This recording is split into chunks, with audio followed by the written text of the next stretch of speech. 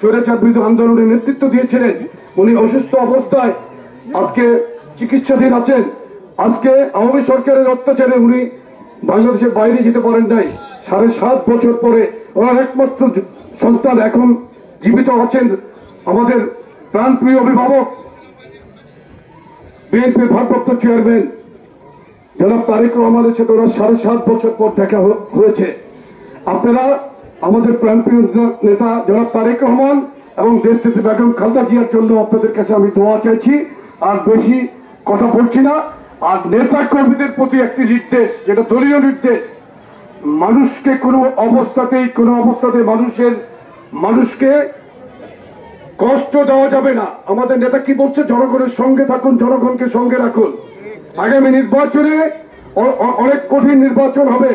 ইতিমধ্যেই বিভিন্ন মিথ্যা নিউজ করে বিভিন্ন নিউজ পেপার এবং কতিপয় সাংবাদিকতা করে আমাদের বিরুদ্ধে মিথ্যা প্রচারণা করছে। আর আপনাদের প্রতি আমি অনুরোধ করছি, আপনারা বিশেষ করে যুবদলের নেতা কর্মীদের প্রতি আমাদের যুবদলের নির্দেশ হচ্ছে কোন প্রকার অন্যায় কাজ করা যাবে না। ইতিমধ্যে কোন প্রকার অন্যায় করা যাবে না, কোন রকম চাঁদাবাজি করা যাবে না, কোন অন্যায়ের সাথে আপনারা জড়াতে পারবেন না। ইতিমধ্যে আপনারা দেখেছেন 5 আগস্টের পরেই কিন্তু যুবদলের কমিটি বিলুপ্ত করা হয়েছিল।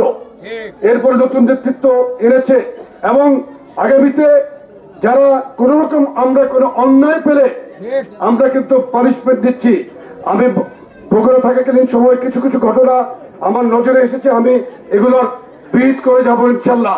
আরেকটি কথা হলো, এখানে ইউনিয়নের যারা নেতৃত্ব দিচ্ছেন, যারা থানায় নেতৃত্ব দিচ্ছেন, প্রত্যেককেই মানুষের, এটা কিন্তু শুধু মুখে বলছি না, আমরা কিন্তু প্রতিনিয়ত, আমি অন্তত যুবদলের সভাপতি হিসেবে জনাব তারেক রহমানের নির্দেশ অক্ষর অক্ষরে মেনে চলার চেষ্টা করি। আমার নেতা মানুষের পাশে থাকার কথা বলেছেন। আমি আপনাদেরকে বলছি, কোনো মানুষকে কষ্ট দেয় এমন কোনো কাজ করবেন না। খুব দ্রুত আমরা এই যারা মুরব্বীরা যারা দাঁড়িয়ে আছেন তাদেরকে আমরা এই কম্বল দিয়ে প্রত্যেককে এখনই আপনারা একটু রাস্তা করে দিন। এই চেয়ারগুলো একটু পিছনে নেন তো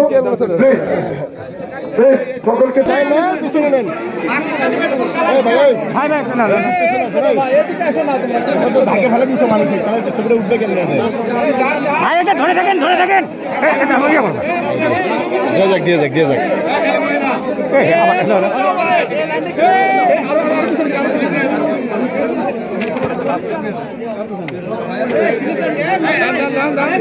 ওই দিকতে যান,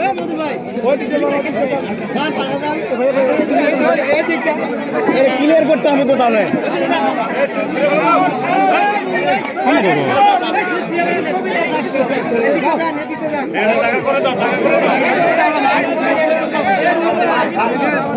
ভাই একটু যাওয়ার রাস্তা করে দিন তো ভাই।